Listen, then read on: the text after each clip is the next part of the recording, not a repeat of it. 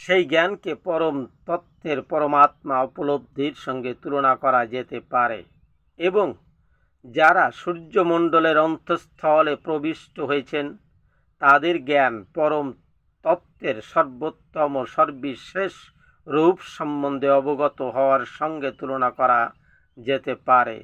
তাই ভগবৎ ভক্তবৃন্দ অথবা যে সমস্ত পরমার্থবাদী পরম তত্ত্বের ভগবৎ স্বরূপ উপলব্ধি করতে পেরেছেন তারাই হচ্ছেন সর্বস্তরে অধিষ্ঠিত পরমার্থবাদী। যদি সমস্ত পরমার্থবাদীরা সেই একই পরম তত্ত্বের অনুসন্ধানে রত, সূর্যরশ্মি, সূর্যগোলক, সূর্যমণ্ডল এই তিনটি একে অপর থেকে পৃথক হতে পারে না, কিন্তু তবুও তিনটি বিভিন্ন স্তরের অন্বেষণকারীরা সমপর্যায়ভুক্ত নন।